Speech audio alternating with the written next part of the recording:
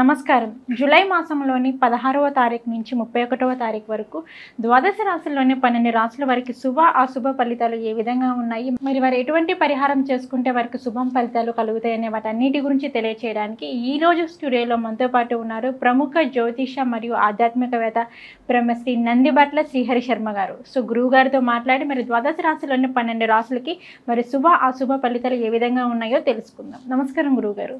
వాగర్థావివ సంపృక్తౌ వాగర్థ ప్రతిపత్తయే జగతః పితరౌ వందే పార్వతీ పరమేశ్వరౌ. సదాశివసమారంభాం శంకరాచార్య మధ్యమాం అస్మదాచార్య పర్యంతం వందే గురు పరంపరాం. ఆదిత్యాయ చ సోమాయ మంగళాయ బుధాయ చ గురుశుక్ర శనిభ్యశ్చ రాహవే కేతవే నమః. శృంగేరి పీఠాధిపతులకి కంచి పీఠాధిపతులకి నమస్కారములు తెలియచేసుకుంటూ కార్యక్రమాన్ని ప్రారంభిద్దాం.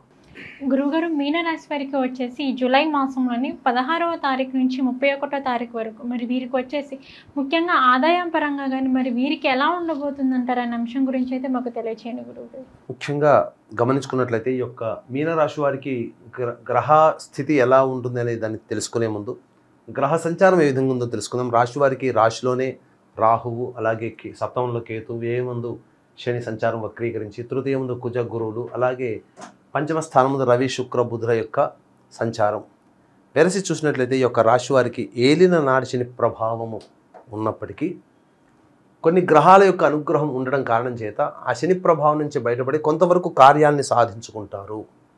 కాకపోతే మీరు చేస్తున్నటువంటి పనులలో కార్యాలు సాధించుకునేటువంటి తరుణంలో అలవి కాని మాటలు కానీ వాగ్దానాలు కానీ అమలు చేయలేనటువంటి వాటి గురించి ఎక్కువగా ఆరాటపడకండి. ఎంతవరకు మీరు వెనక్కి తగ్గి ఉంటారంటే బాహాటంగా నేను ఈ పని చేసేస్తాను, నీకు ఎందుకు నేను సహాయంగా ఉన్నాను, ఇలా ఎదుటివాడికి మీరు అనుజ్ఞ ఇచ్చారనుకోండి, ఎక్కువగా అంటే నేను ఈ తరపున మీకు చేస్తానని చెప్పి హామీలు ఇచ్చారనుకోండి, ఎక్కువగా మీరే నష్టపోతారు. ఆ విధంగా ఉంటుంది. కాబట్టి మొహమాటానికి పోకుండా నిష్కర్షగా అన్నీ కూడాను ప్రాక్టికల్గా ఆలోచించే నిర్ణయాలు తీసుకోండి. విద్యార్థులకైతే చక్కటి విద్యోగ అవకాశాలు విద్య అయిపోగానే, అలాగే మంచి కళాశాలలో విద్యా ప్రవేశాలు జరుగుతాయి. ఇక ముఖ్యంగా ఉద్యోగస్తులకి బదిలీలు కలిగేటువంటి అవకాశం ఉంటుంది. కోరుకున్న చోటికి బదిలీలు కావాలనుకునే వాళ్ళకి ప్రయత్నం చేస్తే గ్రహ సంచార ప్రభావం వల్ల అనుకున్న చోటికి బదిలీలు అవుతాయి. వివాహం కానిటువంటి వారికి వివాహం జరిగే సూచనలు ఉన్నాయి. కాబట్టి జాగ్రత్తగా మంచి నిర్ణయాలు తీసుకోండి. మీకు ఈ యొక్క మాసంలో వివాహం జరగడానికి లేదా సంబంధాలు రావడానికి గ్రహాలు అనుకూలంగా ఉన్నాయని చెప్పవచ్చు. అయితే సోదర సోదరిమణులతో తెలిసిన వారితో వాగ్వివాదాలు పెట్టుకోకండి. ఎందుకంటే కొంత మొక్కవోని ధైర్యం మీ యొక్క పరిస్థితిని ఎదుటి వాళ్ళకి ప్రతిబంధకంగా మారే అవకాశాలు ఉంటాయి. కాబట్టి అత్యుత్సాహము ధైర్యం ఉండడంలో తప్పులేదు, కానీ మీ ధైర్యము మీ పట్ల ఎదుటి వారికి అసూయ కలుగుతుంది, తద్వారా మీరే నష్టపోతారు. కాబట్టి జాగ్రత్తలు పాటించండి. ఆరోగ్యం పట్ల కూడా ఇప్పటివరకు అనారోగ్య సమస్యలు ఉన్నటువంటి వారికి కొంతమేర అనారోగ్యం నుంచి బయటపడడానికి కొన్ని పరిష్కార మార్గాలు మీకు గోచరం అవుతాయి. అంటే మంచి మందు లభిస్తుంది, లేదా మంచి వైద్యుడిని సంప్రదిస్తారు, తద్వారా మీకు ఉన్నటువంటి అనారోగ్య సమస్యల నుంచి పరిష్కరించుకుంటారని చెప్పవచ్చు. ఇక ఉద్యోగస్తులకైనా వ్యాపారస్తులకైనా చిరు వ్యాపారస్తులకైనా కురవృత్తిలో ఉన్నటువంటి వారికి, చేతి వృత్తిలో ఉన్నటువంటి వారికి ఆనందదాయకంగా లాభదాయకంగా ఉండేటువంటి రోజులు అధికంగా ఉన్నటువంటి కారణం చేత మీకు అనుకున్నటువంటి విధంగా ధనము రాబడి ఆకస్మికంగా మీకు కలుగుతుంది, తద్వారా ఇబ్బందికర పరిస్థితులు. అయితే ఏ రోజుల్లో ఖర్చులు ఉంటాయి, ఏ రోజుల్లో ధనము రాబడి ఉంటుందనేటువంటి విషయాన్ని తెలుసుకునే ముందు గమనించుకున్నట్లయితే 16వ తారీఖు రోజున అధిక ధన వ్యయం అయ్యేటువంటి అవకాశాలు ఉన్నాయి. మానసికమైన ప్రశాంతత 16వ తారీఖు రోజున ఉండదు. అయ్యో 16 మొదలుపెట్టడమే ఇబ్బందులుగా అని అనిపిస్తుంది. కానీ ప్రధానమైన నిర్ణయాలు తీసుకోకుండా ఖర్చులు అనేటువంటివి చాలా మటుకు తగ్గించుకుంటే 16వ తారీఖు మంచి రోజుగా మారుతుంది.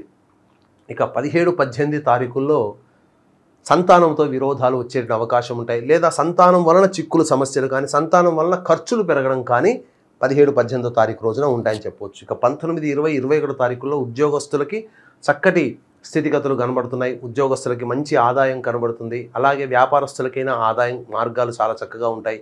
ఏదైనా కానీ మీ యొక్క పేరు ప్రఖ్యాతులు ఈ 19, 20, 21 తారీఖుల్లో ఎక్కువగా వ్యాప్తిలోకి వస్తాయని చెప్పవచ్చు. ఇక 22, 23వ తారీఖుల్లో మీకు ఊహించని విధంగా అన్ని రకాలుగా సహాయ సహకారాలు అన్ని వైపుల నుంచి అందడము, తద్వారా ధన ప్రవాహము మీకు అధికంగా ఉండడము, ఈ కారణం చేత లోటు లేని జీవితాన్ని 19, 20, 21, 22, 23 తారీఖుల్లో గడుపుతారు. ఇక 24, 25 తారీఖుల్లో మాత్రం ఖర్చులు అధికంగా ఉన్నాయి కాబట్టి ఆ 24, 25 తారీఖుల్లో మీరు కొత్తగా ఖర్చులు ప్లాన్ చేసుకోకండి. ఎందుకంటే ఆ రోజుల్లో ఖర్చులు చూపిస్తున్నాయి. కొత్తగా ప్లాన్ చేసుకున్న ఖర్చులు తోడై మీకు ఇబ్బడి ముబ్బడిగా ఖర్చులు అధికంగా ఉండి మానసిక ఒత్తిడికి గురవుతారు. ప్రశాంతత లేని జీవితాన్ని గడుపుతారు. నిద్ర పట్టని రోజులు 24, 25 తారీఖులుగా చెప్పవచ్చు. ఇక 26, 27 తారీఖుల్లో మీకు ధనప్రాప్తి కలుగుతుంది. మానసికంగా ఉల్లాసంగా సంతోషంగా గడుపుతారని చెప్పవచ్చు. ఇక 28, 29 తారీఖుల్లో కుటుంబ సభ్యులతో వాగ్వివాదాలు చోటు చేసుకోకపోవడమే చాలా మంచిదనేటువంటి విషయాన్ని మీరు గమనించుకోవాలి. ముఖ్యంగా మీ యొక్క వాక్కుని ఎంత అదుపులో ఉంచుకుంటే అంత మీకు మంచి జరుగుతుందని చెప్పవచ్చు. ఇక ప్రధానంగా కంటికి సంబంధించినటువంటి ఇబ్బందికర పరిస్థితులు ఎదురయ్యే అవకాశాలు ఉంటాయి. 30, 31 తారీఖుల్లో మాత్రం మీరు ఊహించినటువంటి మేర కంటే కూడా ఆకస్మిక ధనప్రాప్తి మీకు లభిస్తుంది. ఇతరుల నుంచి రావాల్సినటువంటి రాని బాకీలు మీకు వసూలు అవుతాయి. లోన్స్కి సంబంధించింది కావచ్చు, లేకపోతే మీరు ఎవరి దగ్గరైనా అప్పు కావాలనుకుంటే ఆ లోన్స్కి సంబంధించి కానీ అప్పుకు సంబంధించినటువంటి వార్త మీకు రావడం, తద్వారా మీకు కొన్ని కష్టాలు తీరడానికి మీకు ఆదాయం లోన్స్ రూపంలో మీకు కలగడం అనేది జరుగుతుంది. అయితే ఇక్కడ గమనించుకున్నట్లయితే ప్రధానంగా 16 నుంచి 31 తారీఖు వరకు 19, 20, 21, 22, 23, 26, 27, 30, 31 వెరసి 9 రోజుల పాటు ఆనందదాయకంగా ఉండేటువంటి పరిస్థితులు.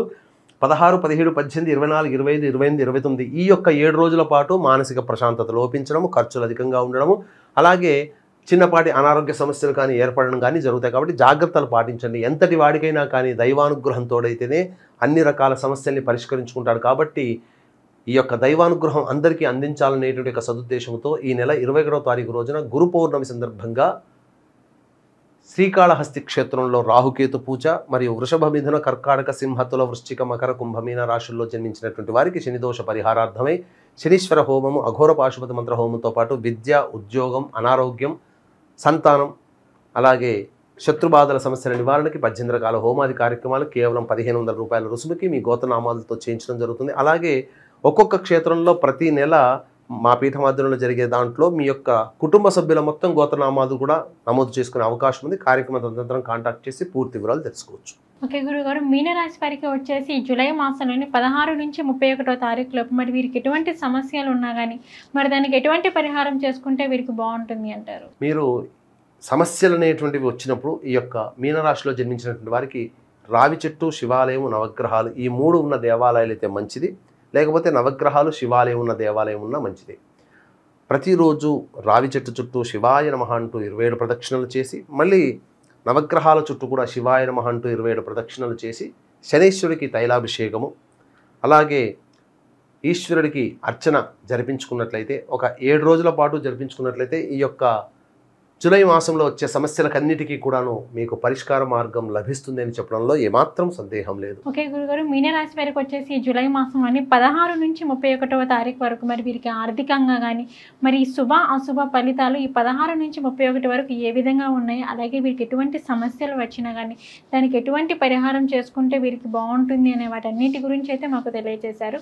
ధన్యవాదాలు గురుగారు. సర్వం శ్రీ ఉమామహేశ్వర పరబ్రహ్మార్పణమస్తు.